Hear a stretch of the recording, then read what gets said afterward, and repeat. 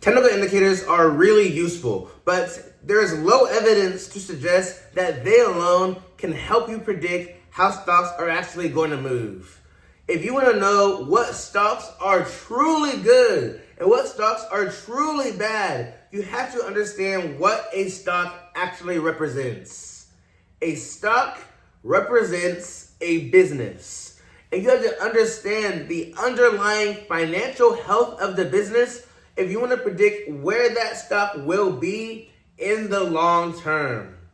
To do this, we use a different type of indicators called fundamental indicators. Fundamental indicators are ways to evaluate a company's financial health. They help us understand, is this company actually healthy?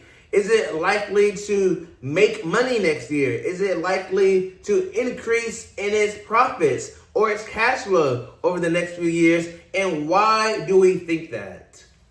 It uses metrics like revenue, net income, free cash flow, and other financial statements that comes from a company's earnings reports. But it's not just these raw numbers from the earnings report. It also includes some calculations.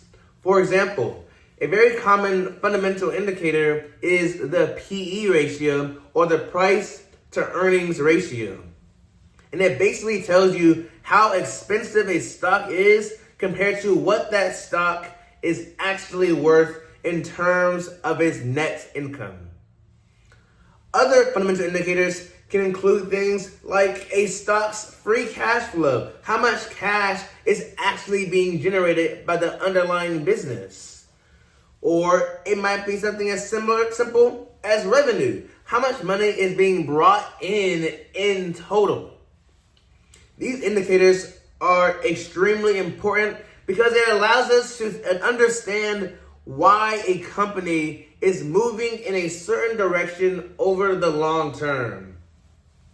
Fundamentally strong stocks are stocks that have good financial metrics. What does that mean?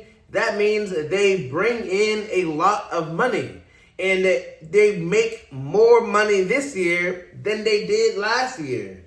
It means that the stock is not too expensive. They're not worth a lot more compared to the amount of money they're bringing in.